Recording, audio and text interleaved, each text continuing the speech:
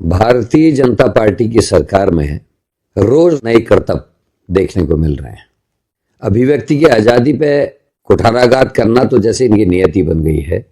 भारत के चौथे स्तंभ जिसको हम मीडिया कहते हैं, अब उस पर भी प्रहार बढ़ने लगा है।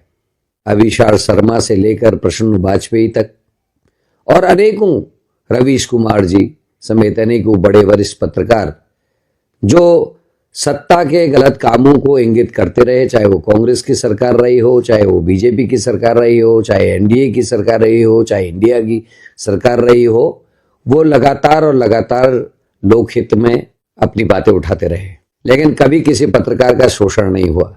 लेकिन जब से भारतीय जनता पार्टी की सरकार बनी है, तब से न जाने कितने पत्रकार ऐसे हैं जिनको अपने घर बैठना पड़ा है। उत्तराखंड में भी उसकी आहट आ चुकी है और अजीत सिंह राठी ने एक बड़ा मामला खोला और उसके बाद उनको नोटिस सर्व होता है। उनके परिवार में बार बार, जहां वो स्वयं नहीं उपस्थित थे, पुलिस भेजी जाती और यही नहीं थमता, ये सिलसिला एक लीगल नोटिस तक जाता है।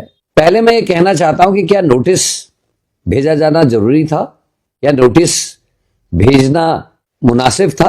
क्योंकि जो आईटी पार्क की बात अजीत सिंह राठी ने कही है, उसकी स्थापना क्यों की गई, इस पे जाना बहुत जरूरी होगा।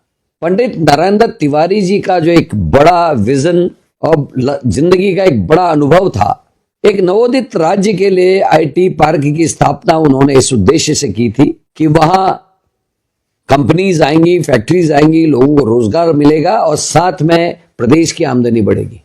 उस उद्देश्य को ही जब शासन ने और अधिकारियों ने तोड़ दिया, खत्म करने की कोशिश की, तो उसके विरुद्ध अजीत सिंह राठी ने आवाज उठाई।